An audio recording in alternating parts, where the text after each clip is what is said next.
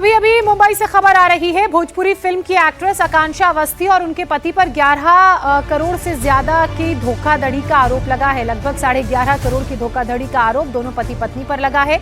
एक कारोबारी की शिकायत पर मुंबई की पंतनगर पुलिस ने इस मामले में एफआईआर दर्ज की है। और एफआईआर हितेश कांतिलाल अजमेरा नाम के कारोबारी की शिकायत पर दर्ज की गई है। इसके मुताबिक एक्ट्रेस और उसके पति ने अजमेरा पर अपने रसूख की धौंस दिखाई थी। आकांक्षा अवस्थी ने अंधेरी में फिल्म स्टूडियो और कलाकारों के ट्रेनिंग सेंटर चलाने का दावा किया। स्टूडियो के मालिकाना हक और शौहरत का लालच देकर निवेश करने को कहा। एफआईआर के मुताबिक आकांक्षा और उसके पति ने कहा कि कानूनी अड़चनों के कारण उनका पैसा फंस गया है। साकेत राय हमारे सहयोगी हमारे साथ जुड़ चुके हैं। साकेत, ये पूरा मामला क्या है? पुलिस ने क्या इस मामले में किसी की गिरफ्तारी की है?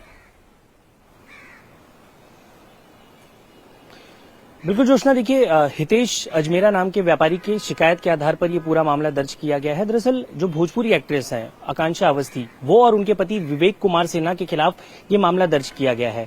इन्होंने व्यापारी को ये बात बताई कि बेतिया में उनका एक गोडाउन है, गोडाउन में लगभग 300 करोड़ रुपए रखे हुए हैं और उसी आधार पर ये 300 करोड़ रुपए किसी कानूनी दांवपेच में फंसे हुए हैं, जिसे छुड़ाने के लिए लगभग 11.5 करोड़ रुपए की जरूरत है। और उन्होंने व्यापारी से मदद मांगी। व्यापारी से कहा गया कि अगर वो इसे छुड़ाने में मदद करते हैं तो उन्हें 200 करोड़ रुपए बिना किसी ब्याज के दिए जाएंगे। किसी भी व्यापारी के लिए बड़ा ही अट्रैक्टिव ऑफर होता है और उन्होंने इस बात को मान लिया और इसी आधार पर उन्हें पहले 50 लाख रुपए, फिर 1 करोड़ और उसके बाद 10 करोड़ रुपए अलग अलग अकाउंट से ट्रांसफर किए गए। और इसी के बाद अब पुलिस जांच में जुटी हुई है। शुक्रिया आपका तमाम जानकारी के लिए।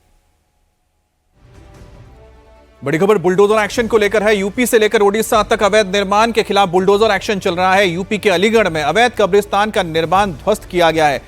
इल्लीगल तरीके से कब्जा करके यहां पर कब्रिस्तान को बनाया गया था और मामले की जांच के बाद प्रशासन ने एक्शन लिया और अब पूरे अवैध कब्जे को हटा दिया गया है। अवैध तरीके से बनाया गया था। वहीं ओडिशा के मयूरभंज में भी अतिक्रमण के खिलाफ एक्शन करते हुए 187 दुकानों के ऊपर कार्रवाई हुई है।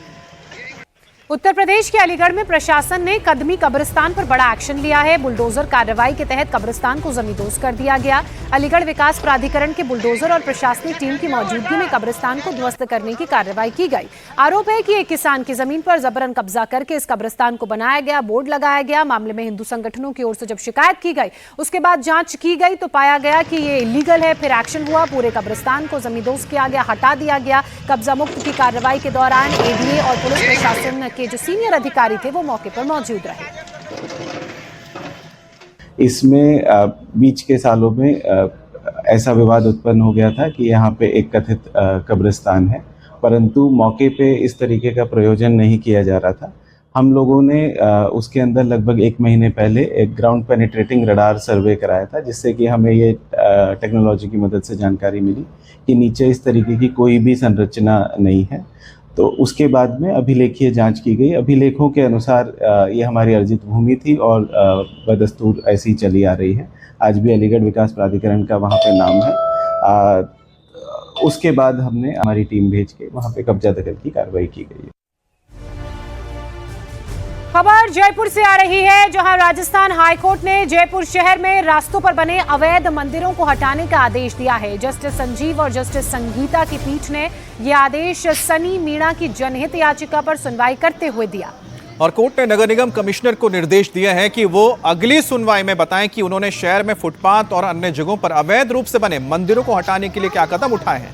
साथ ही हाईकोर्ट ने सरकार से कहा है कि वो अवैध मंदिरों को ध्वस्त करने और उनकी मूर्तियों को पास के वैध मंदिरों में शिफ्ट करने की तैयारी करें।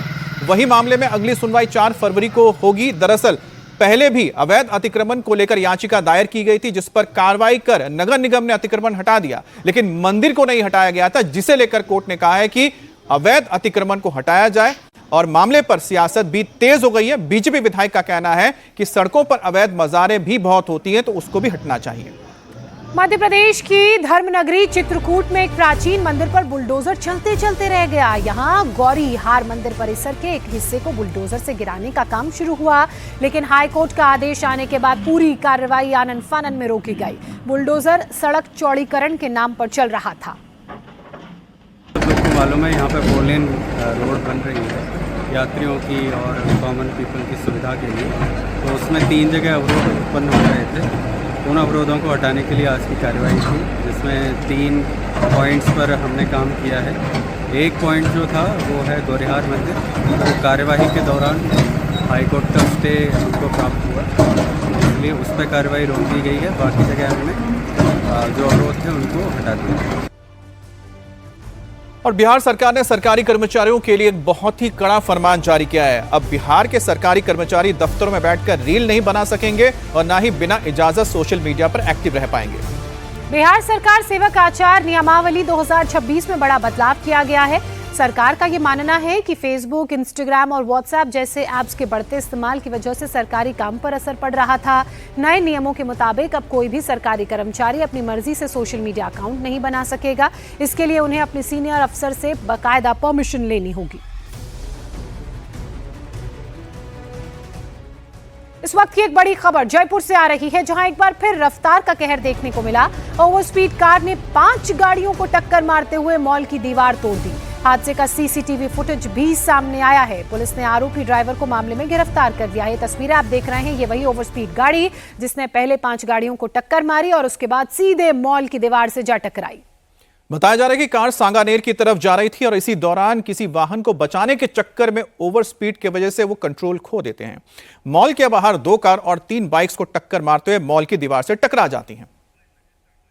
खबर राजस्थान के अलवर से आ रही है, जहां 2 गुटों में जमकर मारपीट हुई। मामूली विवाद में 2 पक्ष दरअसल आमने सामने आ गए और देखते ही देखते लाठी डंडों और पत्थरबाजी तक शुरू हो गई और एक दूसरे को जमीन पर पटक कर पीटा। इस दौरान करीब 20 लोगों को गंभीर चोटें आई हैं।